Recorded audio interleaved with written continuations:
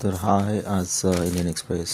आज आहे 19 मार्च 2026.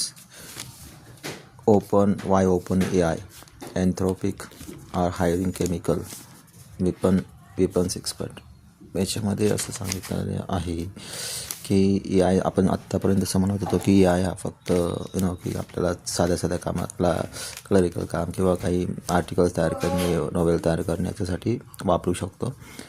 पण आता काय होतं आहे की US आणि जे वार चालू आहे इराण वगैरे, तर त्याच्यामध्ये AIचा वापर होतो आहे आणि खूप जास्त प्रमाणात AIचा वापर होतो. इनफॅक्ट मिशन जे कंप्लीट होत आहेत, करतायत किंवा आखतायत याच्यामध्ये AIचा वापर होतो आहे.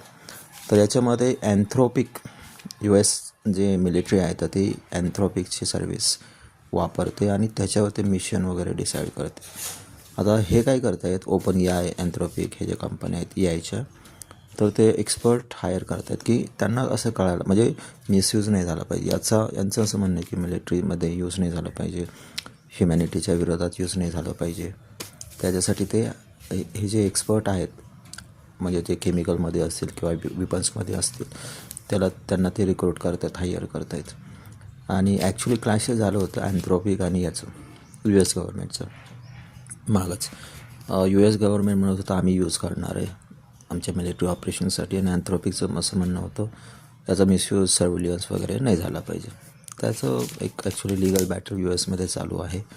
आणि याच्यावरून हे कळतं की AI हे किती खोलामध्ये शिरलेलं आहे, म्हणजे आपल्या आयुष्यामध्ये किती ते परिणाम करू शकतो, करत आहे, आणि फ्युचरमध्ये काय होईल हे आपण आत्ता नाही सांगू शकत. पण खूप मोठा इफेक्ट ह्या AIचं होतं आहे सगळ्या क्षेत्रामध्ये.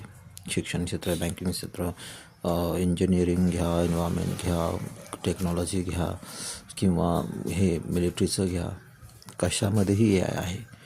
आणि खूप मोठा फरक पडणार आहे आणि मिसयूज होणार आहे. जसं की सायफाय मूवीजमध्ये दाखवायचे तसं होतं आहे. आणि ॲक्च्युली ते हे असं जे न्यूज आहे त्याचं स्टार्टिंग आहे त्या सगळ्या गोष्टींचं.